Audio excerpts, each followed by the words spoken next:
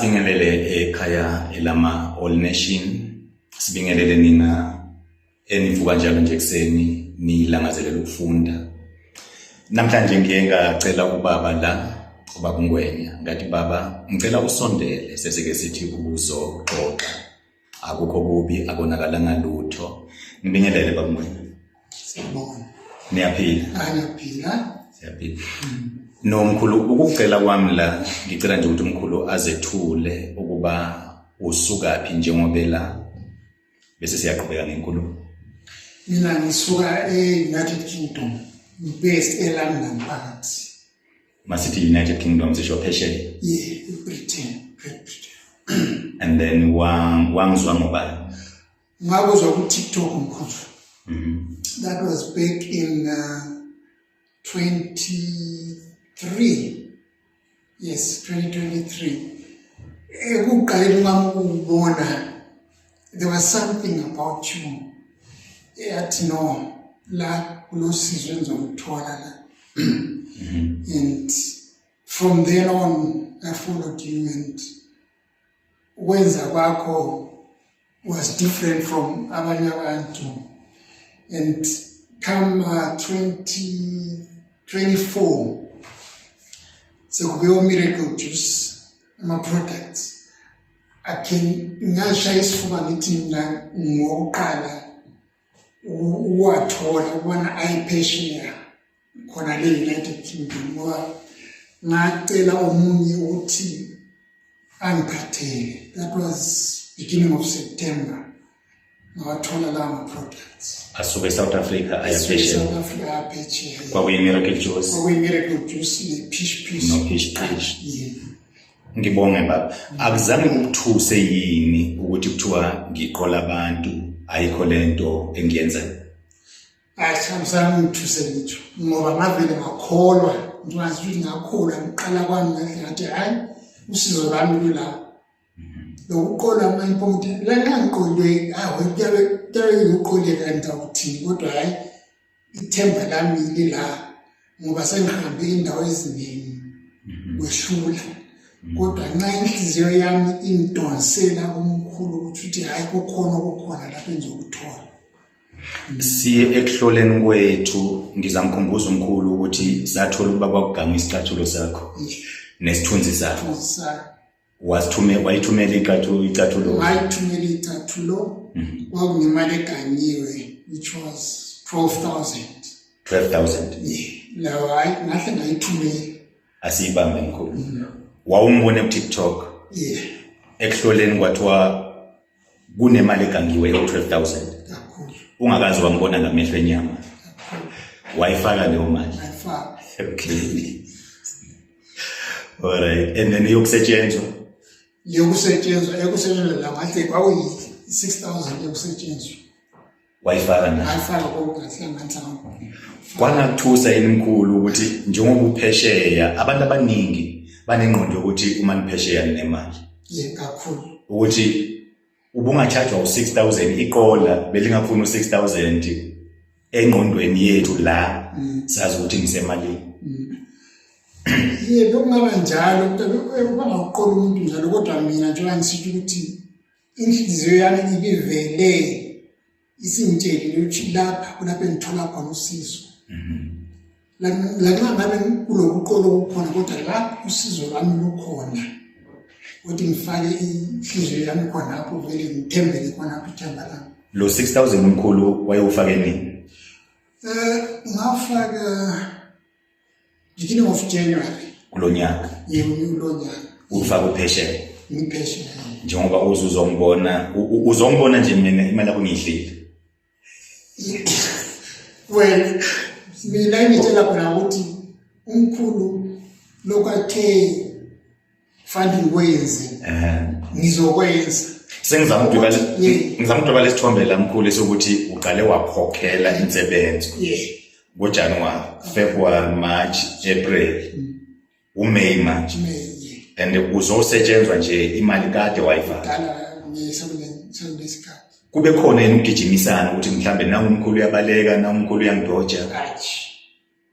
Akuzange wethu enjalo yini. Ngeke ukwazi ukuthi bulukelo ngamonke nje. and mkhulu angikucacise ukuthi i-interview okanye inkulumo yethu akuwona umkhankaso ukuthi abantu abeze kimi ngizobasiza okanye ke bezonginikeza imali, kodwa ukuthi la ekhaya iqiniso liyaphila.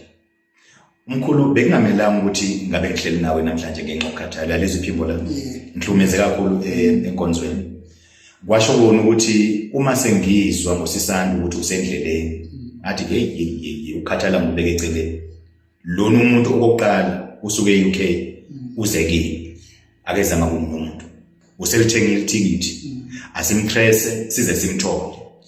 Ngathi ungalali senda email senda whatever ungayisenda kulo muntu umtshela ukuba umefika ngizamsebenza, yebo ngikhathele kodwa ngizamsebenza. Imali yakhe u18,000 use 18 mos 12 plus 6 18,000 useyifakile ngakini, and then manguthola ukuthi use Addis Ababa ngathi number 1 kwamele sisebenze.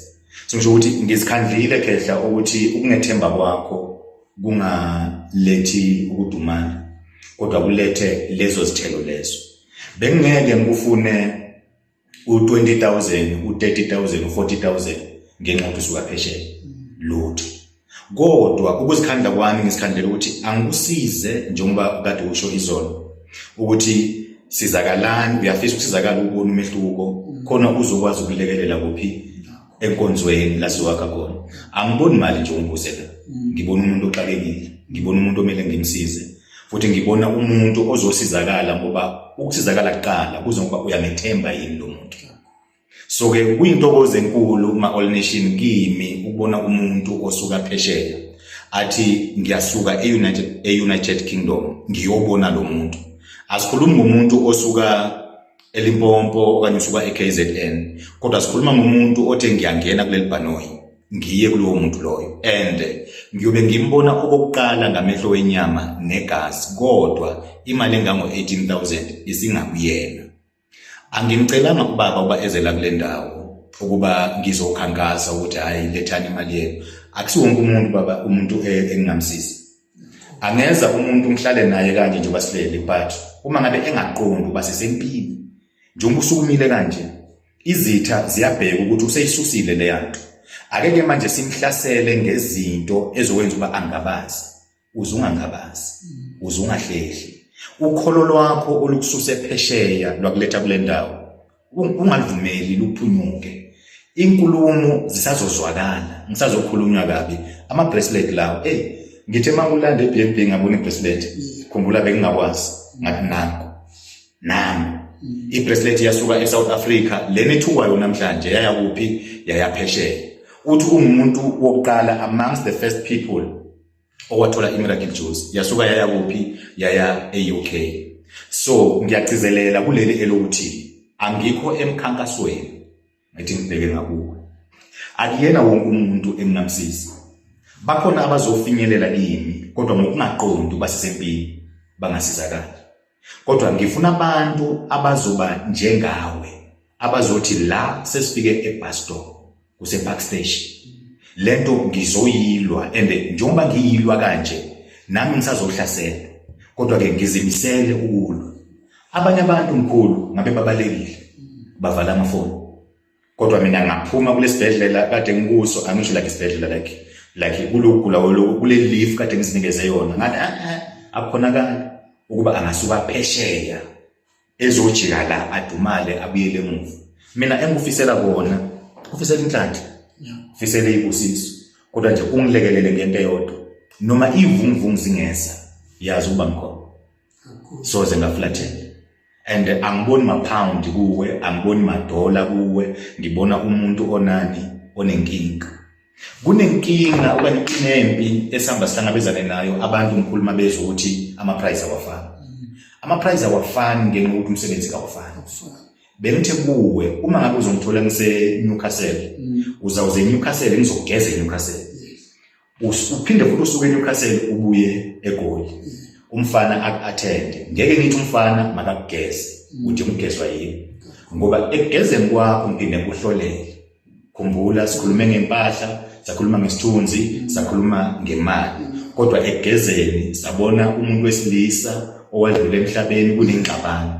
So uma ngithatha usanele lo yangalemva kwekhamera, uma ngithatha uSanele incebo kaZwelonke ngithi ayihambe yogeza kunezinto angeke azibone kunezinto ezilungiswa ngesikhathi ugeza so ke lethi ifuna bani ifuna mina ingakho bengithi uma usuka eLondon uza eSouth Africa uthola ukuthi angikho eGoli dlula uye eNewcastle eNewcastle ngiyogeza then mangiqedile ukugeza eNewcastle ubuye eGoli then ke umfana ngakufaka esifuthweni akwenze lokho akunankinga lokho kodwa ama price ukuhlukana kwawo there is no way ungaba nenyonga uzobhadala ku 6000 there is no way ungaloyelwa isicathulo uzobhadala ku 35000 whether usuka phesheya okanye usuka kuphi kunokufika ama-millionaires mkhulu uthola ukuthi okay ngiyabona lo muntu imali unayo kodwa umsebenzi wakhe uthi u6000 rand uyobona umehluko umsebenzi wakhe noma a-millionaire uthi 6000 rand angeke ukuthi ngoba umbona umuntu unemali bese uthi hayi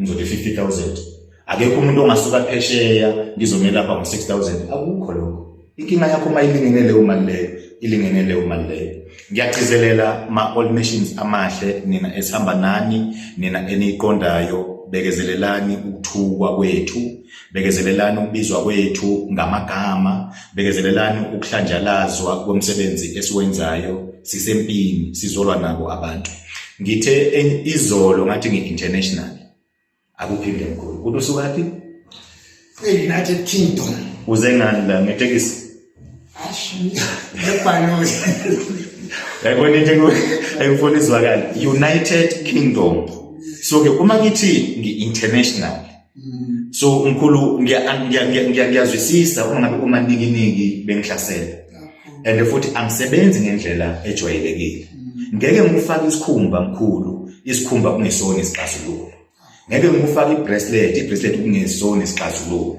ngeke ngikunikeze i-miracle juice ingesona isixazululo mina ngibheka ukuthi uloywe kanjani angijabona mkhulu ukuthi asihlabanga futhi awuzohlaba ayikho into ozoyihlaba akho silwane ozosihlaba akunadlozi ozolihlabela kodwa uzawuphumelela ngenxa silungise ini izinto ezimoshiwe okanye izinto ezithakathiwe hayi sicela ukuyibamba ubaba uyahlehla uyogibela ibhanoyi uya kuphi e-United Kingdom akayi kuyogibela tekisi akayi kuyogibela basi akayi kuyohika kodwa uspende ama-1000 wathi ngiya e-all nation i-office lami leli enkulu yona ndawo le ngiyabona mawubona ngifakele yanto ngemva ngisuke ngiyifake lapha kula ngisebenzela khona ungumuntu oqala i-studio sami lesi ungumuntu oqala okuzongena la so ke lokho ngicela kube isibusiso nakuka ukuthi nje ungene wanyathela uma umbona ngenza ama-video ngihlobisile ukuthi kule ndawo akayikholwa yakayithembayo sengibuya khona ngithi mangiphuma ngisango ngiphume nazo zonke izinto zami ezinhle kholelwa mkhulu kulezi zinto lezi akukho engikwenzayo nengingakwenza ukunikhuthuza ukube bengingumkhuthuzi bengengufuna u6000 rand usuka phesheya bengizofuna inkahla yemali kodwa ke awuzanga ngoba unemali uze ngoba unenkinga ayi ncebo kaZwelonke asibonge makube njalo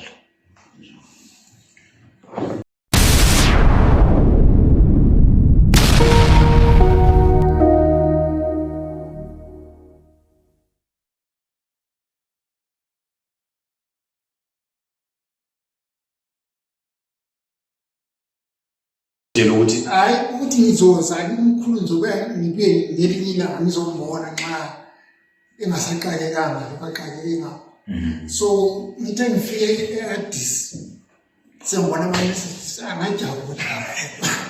ngajabula kakhulu ngathi hayi ngiyabona sibila nomkhulu wami sekulami ngoba sezambona umkhulu angisekwenzele enye trip but still I was not worried ukuthi awusangibona hey ngalile ncoko kaZwelonke ngathi ngeke ngivume esuka phesheya yebo ngikhathele namanje ngisakhathele kodwa ngibheka ukungethemba kwakhe sikhuluma ngomuntu okhiphe u12000 engangibonanga sikhuluma ngomuntu okhiphe u6000 engangibonanga wangitshela ukuthi ngemva kwephasika ngizawuza kanti iphasika lizambulala ngathi ngiyaphumula so uthi yena bekamkelile ukuthi noma ngangibonanga kulungile ngizophinda ngibuye bekukholo njalo akuzambe khona engqondweni ukuthi hayi useniqolile hey labantu baqinisile baqinisile labantu hayi uyiqola le 18,000 uhambile usengitshela ngokukhathala manje wathi ngizophinde futhi ngenze njani ngibuye ngimbone ngizophinde futhi ngisuke phesheya ngize kuye ngizombona.